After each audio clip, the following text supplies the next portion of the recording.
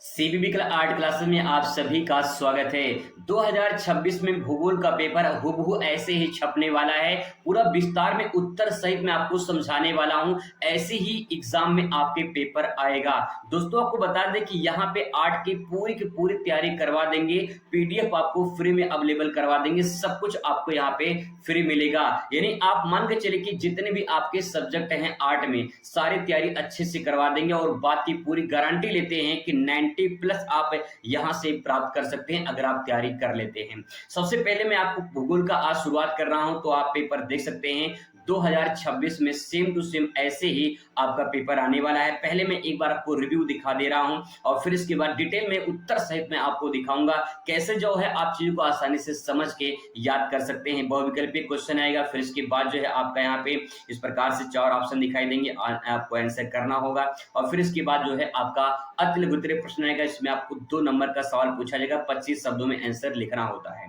और फिर इसके बाद दोस्तों यहाँ पे आंसर आप देख पाएंगे, इस प्रकार से आंसर मैंने अच्छे तरीके से प्रेजेंट किया है और आपको पीडीएफ भी अच्छे तरीके से अवेलेबल करा देंगे। और फिर इसके बाद जो है आपका यहाँ पे लघु उत्तरीय क्वेश्चन 4 नंबर का रहेगा और ये 50 शब्दों में इसका आंसर भी आपको लिखना होगा। और ऐसे ही आपको यहाँ पे जो लॉन्ग क्वेश्चन है वो भी मैं आपको दिखा दे रहा हूँ। पीडीएफ में सब कुछ यहाँ पे मैंने अच्छे तरीके से तैयार कर लिया ताकि आपको कोई दिक्कत परेशानी ना हो। यहाँ पे दोस्तों आप आ जाएंगे नीचे, तो यहाँ पे दिखाई देगा आपको विस्तृत उत्तरीय प्रश्न जिनका उत्तर 150 शब्दों में देना होता है। और फिर इसके बाद जो है आपका यहाँ पे नेक्स्ट मानचित्र जो प्रश्न आते हैं वो भी मैं आपको दिखा दे रहा हूँ। फिर एक एक करके अच्छे तरीके से सॉल्व भी करेंगे, क्योंकि यहाँ पे उत्तर और आंसर दोनों मतलब कि आपको क्वेश्चन आंसर दोनों आपको यहाँ पे मिल जाएगा। यहाँ पे देखिए मानचित्र संबंधी प्रश्न आपके पूछे जाते हैं।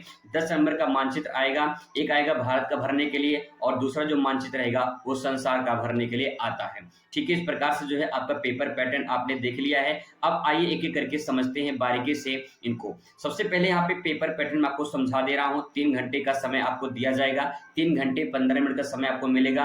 पूर्णांक आपका 70 होगा, क्योंकि जो है 30 नंबर का आपका प्रैक्टिकल होता है, तो 30 और जो है 70 नंबर का थ्योरी होगा।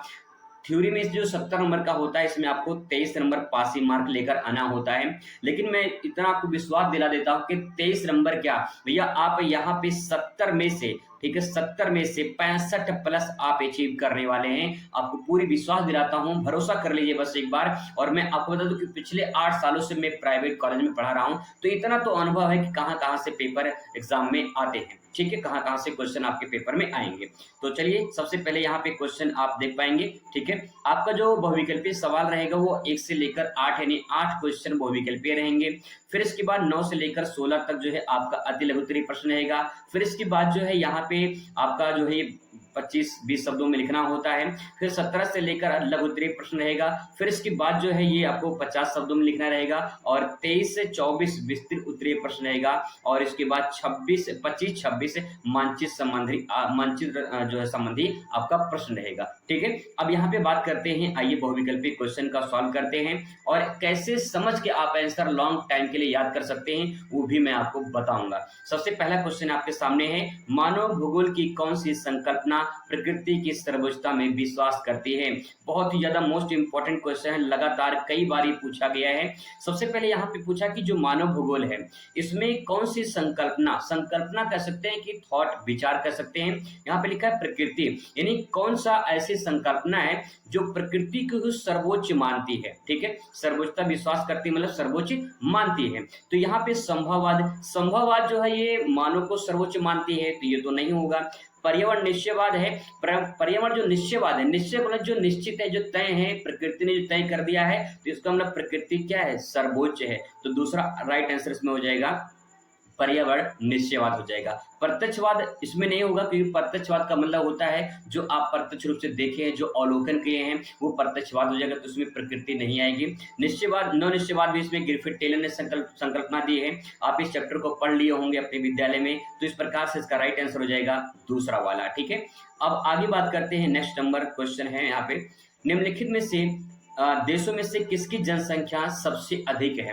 तो देखिए टॉप 3 के जनसंख्या आप ध्यान रखिएगा, टॉप 3 में सबसे पहला नाम आता है यहाँ पे चाइना का। ठीक है, अब बहुत लोग कहते हैं भारत का नाम आ चुका है, लेकिन ऑफिशियल वेबसाइट पे यानी ऑफिशियल जो है अभी एनसीईआरटी में जो है पूरी तरह से चाइना ही रखा गया है, तो चाइना लगाएंगे। ठीक है, इसके बाद दूसरा स्थान आता है भारत का, फिर तीसरा स्थान आता है यूएसए का। ये 3 नाम आप ध्यान रखेंगे, क्योंकि तीनों में से कोई भी आपके पेपर में पूछ सकता है, चाहे चाइना को पूछ सकता है, चाहे भारत का पूछ सकता है, चाहे आपका तीसरा पूछ सकता है। तो यहाँ पे ऑप्शन दिया है, इसमें ना तो चीन है, ठीक है, और ना ही इसमें भारत है, तो तीसरा स्थान आता है संयुक्त राज्य अमेरिका का। ठीक है, यानी यूएसए का नाम आता है। तो यहाँ पे राइट आंसर क्या हो जाएगा आपका, ये हो जाएगा यूएसए। ठीक है, यानी संयुक्त राज्य अमेरिका हो जाएगा। बात करते हैं तीसरे क्वेश्चन पर। तीसरा क्वेश्चन है यहाँ पे, निम्नलिखित में से किस राज्य में जनसंख्या घनत्व सर्वाधिक है? जनसंख्या घनत्व का मतलब होता है कि प्रति वर्ग किलोमीटर पे निवास करने वाले व्यक्तियों की संख्या को जनसंख्या घनत्व कहा जाता है। अब 1 किलोमीटर एरिया, उसमें कितने व्यक्ति निवास करते हैं, जितने निवास करते हैं उनकी संख्या को जनसंख्या घनत्व कहते हैं। ठीक है, अब इसमें देखिए, सबसे पहले यहाँ टॉप 3 के नाम बता दूं मैं आपको, तो यहाँ पे आपको पता चल जाएगा। टॉप 3 में जो है पहला नाम देख लेते हैं। इसमें टॉप 3 में जो आपका नाम है वो आता है बिहार का। ठीक है, पहला नाम आता है जनसंख्या घनत्व में बिहार का। दूसरा आता है वेस्ट बंगाल का, यानी पश्चिम बंगाल का आता है। तीसरा जो नाम आता है इसमें आता है केरल का। ठीक है, और चौथा जो नाम आता है वो आपका आता है यूपी का। ठीक है, चौथा नाम आता है यूपी का। तो उसमें ऑप्शन में देखिए किसका नाम दिया गया है। इसमें बिहार दिया है, बिहार नहीं दिया है। पश्चिम बंगाल दिया है, पश्चिम बंगाल दिया है। तो राइट आंसर क्या हो जाएगा इसमें, पश्चिम बंगाल हो जाएगा। ठीक है, इस प्रकार से आंसर आप निकाल सकते हैं। आगे बात करते हैं दोस्तों, नेक्स्ट यहाँ पे क्वेश्चन आपके सामने यहाँ पे है, निम्नलिखित में से किस राज्य से होकर इंदिरा गांधी नहर जाती है? तो इंदिरा गांधी जो नहर है, थोड़ा सा मैं आपको यहाँ पे समझाने का प्रयास करूँ तो आप थोड़ा सा यहाँ पे देख पाएंगे। इस प्रकार से थोड़ा सा मैपिंग कर लेते हैं ताकि जो है मैं आपको अच्छे से समझा पाऊँ। ठीक है, यहाँ पे थोड़ा सा ज्यादा पूरा मैप नहीं बनाएंगे, थोड़ा ही बनाएंगे। ठीक है, इस प्रकार से जो है आप यहाँ पे देख पाएंगे। अब दोस्तों यहाँ पे देखिए, यहाँ से एक, यहाँ पे मानसरोवर झील के पास से एक नदी निकलती है, इसका नाम है सिंधु नदी। ठीक है, और सिंधु नदी बहती हुई चली जाती है पाकिस्तान में, फिर अरब सागर में चली जाती है। इसके बाद जो अगली जो नदी है, यहीं से जो है एक नदी बहती है जिसका नाम है आपका यहाँ पे सतलज नदी, और सतलज जो नदी है यह जाके सिंधु में मिल जाती है। और फिर इसके बाद यहाँ बात कर लेते हैं, यहाँ से हिमाचल प्रदेश से एक नदी निकलती है, इसका नाम ब्यास नदी है। ब्यास नदी आके सतलज में मिलती है पंजाब में। ठीक है, यहाँ से जहाँ पे मिलती है उसका नाम है हरके, वहां पे मिलती है। और यहाँ से एक नहर निकाली गई है, एक नहर निकाली गई है, और इसी नहर का नाम है इंदिरा गांधी नहर। तो बहती कहाँ पे है, ये स्टेट होगा राजस्थान का। तो यहाँ पे राइट आंसर क्या हो जाएगा, इंदिरा गांधी जो नहर है वो राजस्थान से होकर बहती है। ठीक है, चलिए आगे बात करते हैं नेक्स्ट क्वेश्चन पर। यहाँ पे 5वां नंबर क्वेश्चन है, भारत का भिलाई नगर प्रसिद्ध है। जो भिलाई नगर है वो कहाँ पे है और किस लिए प्रसिद्ध है? तो भिलाई जो नगर है यहाँ पे सूती वस्त्र के लिए प्रसिद्ध नहीं है, चीनी उद्योग के लिए नहीं, लौह इस्पात के लिए, जूट उद्योग के लिए। राइट आंसर इसमें लौह इस्पात उद्योग हो जाएगा। और भिलाई पड़ता है छत्तीसगढ़ में। कहाँ पे? छत्तीसगढ़ में। ठीक है, भिलाई पड़ता है छत्तीसगढ़ में, और ये लौह इस्पात उद्योग के लिए प्रसिद्ध है। ठीक है, आगे बात करते हैं। क्वेश्चन नंबर 6वां आपके सामने है, निम्नलिखित में से किसने नवनियतिवाद की संकल्पना प्रस्तुत की है? नियतिवाद की जगह अगर निश्चयवाद लिखा होता, निश्चयवाद है, ठीक है, निश्चयवाद अगर यहाँ पे लिखा होता निश्चयवाद, तब भी जो है राइट आंसर यही होता। ठीक है, नियतिवाद कहे या निश्चयवाद कहे, बात देखी है। तो यहाँ पे जो है सैंपल टेलर या फिर जो है रटजल या फिर रिटर्न है। तो यहाँ पे नवनीति जो वाद है इसका गिरफिट टेलर ने दिया है। राइट आंसर इसमें गिरफिट टेलर हो जाएगा। ठीक है, बात करते हैं क्वेश्चन नंबर 7 यहाँ पे आ चुका है। निम्नलिखित में से कौन नगरीकरण की समस्या नहीं है? नगरीकरण की समस्या तो मलिन बस्तियां समस्या है कि विस्तृत कृषि, यहाँ पे ये भी नहीं होगा। औद्योगिकरण तो पूछ रहा है यहाँ पे यातायात की समस्या, तो इसमें से कौन सा जो है नगरीकरण की समस्या नहीं है पूछा है। ठीक है, तो यहाँ पे बात कर लेते हैं विस्तृत कृषि जो है, ये विस्तृत कृषि जो है नगरीकरण की समस्या नहीं होगी। तो राइट आंसर इसमें विस्तृत कृषि हो जाएगा। ठीक है, आगे बात करते हैं क्वेश्चन नंबर 8वें पे बात करते हैं, मानव विकास की अवधारणा निम्नलिखित में से किस विद्वान की देन है? तो मानव विकास जो अवधारणा है ये डॉक्टर महबूब उल हक ने दिया है। तो इसमें देखिए आंसर है दूसरा, डॉक्टर महबूब उल हक। ठीक है, मानव विकास की अवधारणा। अब आगे बात करते हैं यहाँ पे अति लघुत्तरीय प्रश्न की, जिसमें से आपका यहाँ पे 9 से लेकर 16 तक क्वेश्चन पूछा जाएगा। इस प्रकार से क्वेश्चन पेपर में आपके आएंगे। पहला क्वेश्चन यहाँ पे है कि रटजल के शब्दों में मानव भूगोल की परिभाषा दीजिए। तो रटजल के शब्दों में मानव भूगोल की परिभाषा लिखनी है। तो यहाँ पे देखिए सबसे पहले यहाँ बात कर लेते हैं रटजल के अनुसार लिखेंगे, फ्रेडरिक रटजल के अनुसार लिखेंगे, मानव भूगोल मानव समाजों और धरातल के बीच संबंधों का संश्लेषित अध्ययन ही मानव भूगोल कहलाता है। ये किसने कहा है? रटजल ने कहा है। और आपको बता दें कि रटजल ने ही जो है, रटजल ने ही भूगोल के मतलब भूगोल का जनक कहा जाता है रटजल को। तो ये भी क्वेश्चन आपका बन जाएगा कि भूगोल का मानव भूगोल का जनक किसे कहा जाता है? तो मानव भूगोल का जनक रटजल को माना जाता है।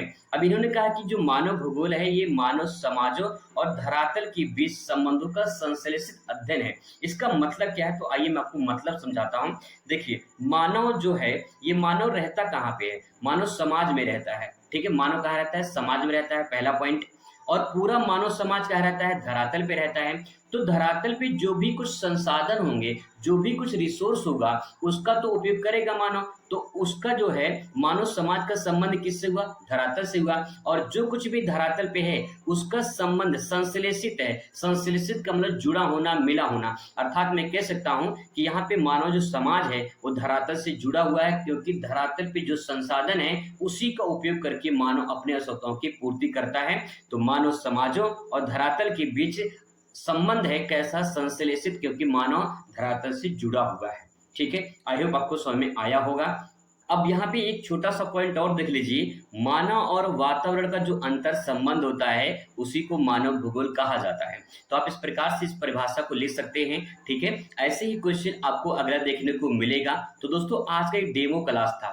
मेरा समझाने का तरीका कैसा लगा, मेरा वीडियो कैसा लगा, आप जरूर कमेंट करके बताइएगा, ताकि जो मैं अगली क्लास लेकर आऊँ तो पूरा आपको अच्छे तरीके से समझाऊं और अच्छे तरीके से मैं जो है आपके सामने प्रेजेंट कर पाऊं।